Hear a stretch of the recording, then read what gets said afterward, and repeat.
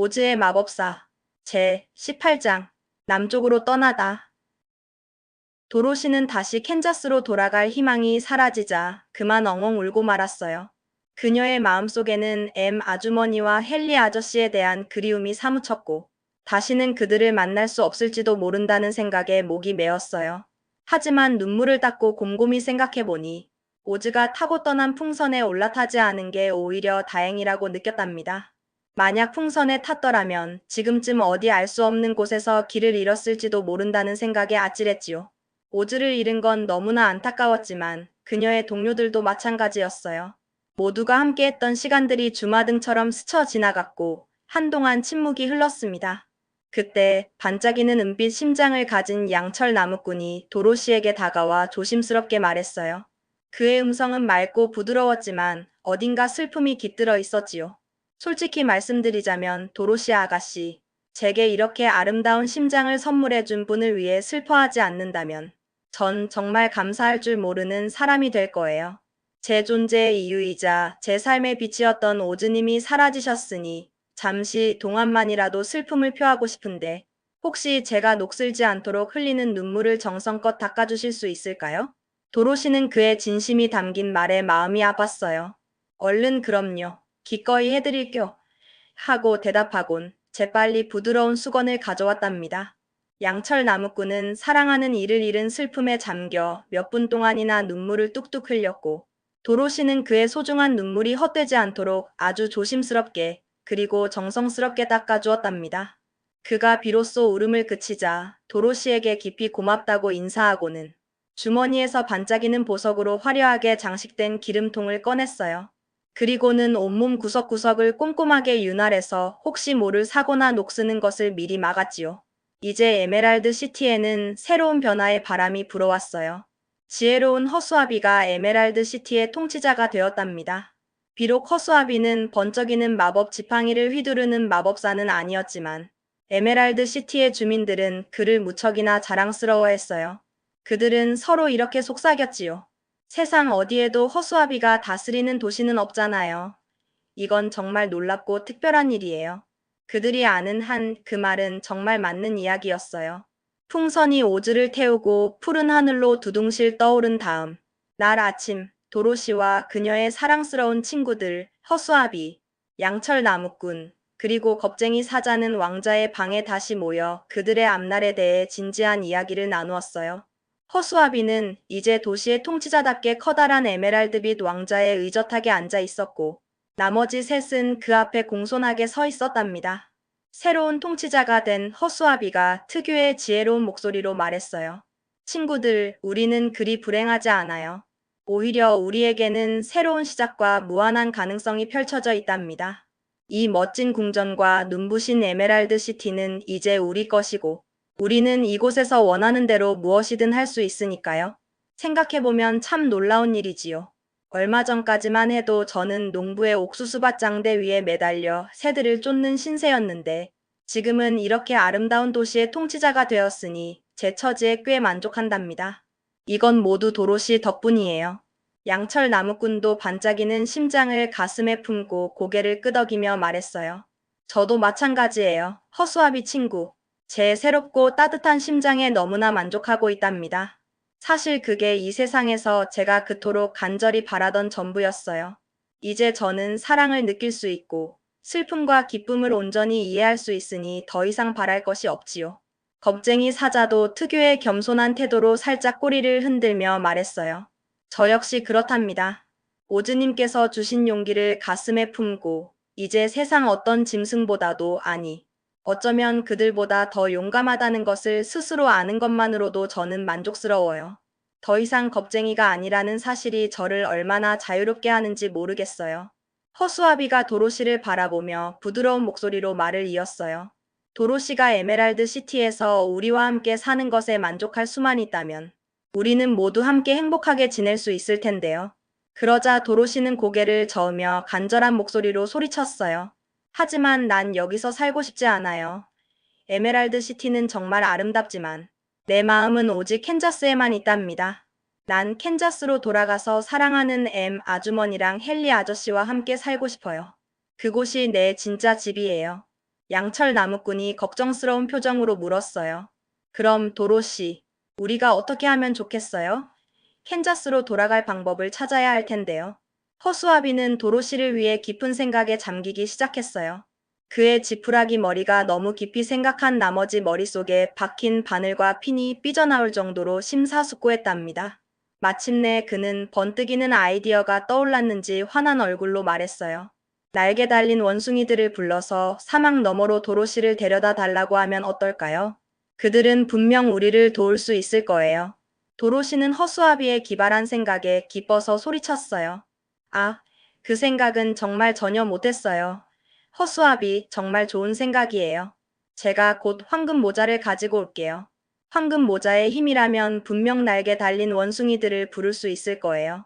도로시가 서둘러 왕자의 방으로 황금 모자를 가지고 와서 모자에 새겨진 신비로운 문양을 따라 주문을 외우자 곧 하늘에서 커다란 날개 소리가 들려왔어요.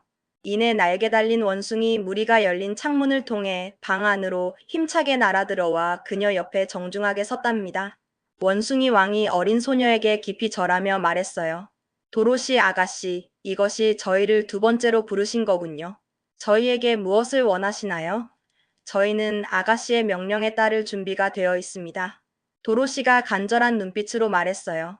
나를 캔자스로 데려다줘요. 캔자스에 있는 내 집으로 돌아가고 싶어요. 그러나 원숭이 왕은 안타까운 표정으로 고개를 저었어요.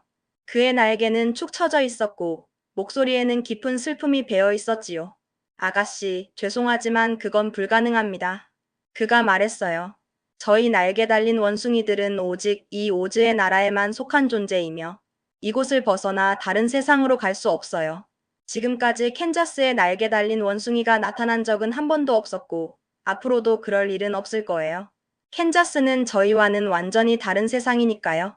저희가 아가씨를 위해 할 수 있는 일이라면 기꺼이 도와드리겠지만 이 넓고 뜨거운 사막을 건너는 것은 저희의 힘으로는 불가능합니다. 부디 저희의 진심을 헤아려 주세요. 안녕히 계세요. 그는 다시 한번 도로시에게 깊이 절하고 날개를 활짝 펼쳐 창문 밖으로 힘차게 날아갔고 그의 무리도 모두 그를 따라 하늘 저편으로 사라졌답니다. 도로시는 희망이 사라진 슬픔에 실망으로 울음이 터질 지경이었어요. 그녀는 한숨을 쉬며 말했어요. 황금 모자의 마법을 헛되이 써버렸어요. 날개 달린 원숭이들이 도와줄 수가 없네요. 이제 난 어떻게 해야 할까요? 마음씨 고운 양철 나무꾼이 그녀의 어깨를 토닥이며 안타까워하며 말했어요. 도로시 정말 안 됐군요. 하지만 너무 슬퍼하지 마세요. 우리가 함께 방법을 찾아볼게요. 허수아비는 도로시를 위해 다시 한번 깊은 생각에 잠겼어요. 그의 지푸라기 머리가 또다시 끔찍할 정도로 부풀어 올라서 도로시는 그 머리가 혹시 터질까봐 걱정했답니다. 한참을 고민하던 허수아비가 마침내 입을 열었어요. 친구들, 초록 수염의 병사를 불러서 조언을 구해봅시다. 그는 에메랄드 시티의 모든 것을 알고 있을 테니 분명 우리에게 도움이 될 거예요. 그래서 초록 수염의 병사를 불러왔고 그는 조심스럽게 왕자의 방으로 들어왔어요. 오즈가 살아있을 때는 그 누구도 허락 없이 문 안쪽으로 들어올 수 없었기 때문이지요. 허수아비가 병사에게 부드럽게 말했어요. 병사님, 이 어린 소녀, 도로시가 사막을 건너 캔자스로 돌아가고 싶어 합니다. 어떻게 하면 좋겠습니까? 혹시 방법을 알고 계십니까? 병사가 대답했어요. 죄송합니다, 통치자님. 저로서는 정확한 방법을 모르겠습니다. 오즈님 자신이 아니라면 지금까지 이 넓고 위험한 사막을 건넌 사람은 아무도 없으니까요. 사막은 정말 무서운 곳이랍니다. 도로시가 포기하지 않고 간절한 눈빛으로 물었어요. 그럼 저를 도와줄 사람은 정말 아무도 없는 건가요? 캔자스로 돌아갈 방법은 없는 건가요? 병사가 잠시 생각하더니 조심스럽게 제안했어요. 글린다가 도와줄 수도 있습니다. 허수아비가 눈을 크게 뜨며 물었어요. 글린다가 누구죠? 처음 듣는 이름이군요. 병사가 설명했어요. 남쪽의 마녀입니다. 그녀는 오즈의 나라에 있는 모든 마녀 중에서 가장 강력하며 용감한 콰들링들을 다스립니다.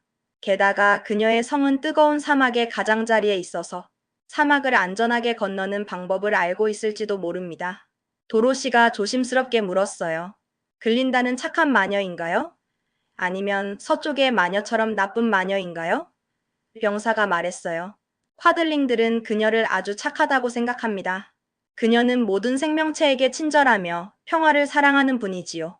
그녀는 아주 오래 살았지만 신비로운 마법으로 젊음을 유지하는 방법을 아는 아름다운 여인이라고 들었습니다. 그녀의 지혜는 끝이 없다고들 합니다. 도로시가 다시 물었어요. 그녀의 성으로는 어떻게 가야 하나요? 길이 너무 위험하지는 않을까요? 병사가 대답했어요. 남쪽으로 곧장 가면 됩니다. 하지만 여행자들에게는 매우 위험한 길이라고 합니다. 그 길을 따라가다 보면 울창한 숲이 나오는데 그곳에는 사나운 짐승들이 살고 있고 낯선 이들이 자기 나라를 지나는 것을 싫어하는 이상한 사람들의 종족이 있다고 합니다. 그래서 콰들링들은 위험해서 에메랄드 시티에 오는 일이 거의 없습니다. 병사는 그렇게 말하고는 정중하게 인사한 후 나갔어요. 그러자 허수아비가 다시 진지한 표정으로 말했어요. 친구들, 위험하긴 하지만 도로시가 남쪽의 나라로 가서 글린다에게 직접 도움을 청하는 것이 가장 좋은 방법인 것 같군요. 우리가 여기 머물러서는 절대로 도로시가 캔자스로 돌아갈 수 없을 테니까요. 우리는 도로시를 도와야 해요. 양철 나무꾼이 허수아비를 보며 흐뭇하게 말했어요. 또 좋은 생각을 했군요. 허수아비. 허수아비가 대답했어요. 맞아요. 도로시를 캔자스로 돌려보내는 것이 우리의 가장 중요한 임무니까요. 용감한 사자가 늠름하게 선언했어요. 나는 도로시와 함께 갈 거예요. 에메랄드 시티의 생활에 지쳤고 다시 드넓은 숲과 푸른 들판으로 돌아가고 싶어요. 나는 본래 야수니까요. 게다가 도로시는 위험한 길에서 자신을 든든하게 지켜줄 이가 필요할 테지요. 내가 옆에서 지켜줄게요. 양철 나무꾼이 고개를 끄덕이며 동의했어요. 그건 정말 맞는 말이에요. 사자 친구. 내 번쩍이는 도끼가 도움이 될지도 모르니 나도 도로시와 함께 남쪽 나라로 가겠어요. 어떤 위험이 닥치더라도 함께 이겨낼 거예요. 허수아비가 다시 모두에게 물었어요. 그럼 친구들 언제 출발하는 것이 좋을까요? 그들이 깜짝 놀라며 허수아비를 바라보았어요. 당신도 우리와 함께 가나요? 허수아비는 밝게 웃으며 대답했어요. 물론이지요. 친구들을 두고 혼자 편안하게 여기 앉아 있을 수는 없지요. 도로시가 아니었다면 저는 결코 이렇게 지혜로운 뇌를 얻지 못했을 거예요. 그녀가 저를 옥수수밭장대에서 불쌍하게 매달려 있던 신세에서 내려주고 에메랄드 시티까지 데려와 주었어요. 제 모든 행운은 바로 도로시 덕분입니다. 그러니 그녀가 사랑하는 캔자스로 완전히 돌아갈 때까지는 저는 절대로 그녀의 곁을 떠나지 않을 거예요. 끝까지 함께 할 거예요. 도로시가 그의 진심 어린 말에 감동하여 진심으로 말했어요. 허수아비, 양철 나무꾼, 사자, 정말 고마워요. 당신들은 정말 세상에서 가장 친절하고 용감한 친구들이에요. 가능한 한 빨리 출발하고 싶어요. 캔자스에 계신 M 아주머니와 헨리 아저씨가 너무 보고 싶어요. 허수아비가 최종 결정을 내리며 말했어요. 좋아요, 도로시. 그럼 우리 모두 내일 아침 일찍 떠납시다. 그러니 모두 오늘 밤에는 충분히 쉬고 내일을 위해 단단히 준비합시다. 글린다가 있는 남쪽 나라까지는 아주 길고 험난한 여행이 될 테니까요. 하지만 우리는 함께라면 무엇이든 이겨낼 수 있을 거예요.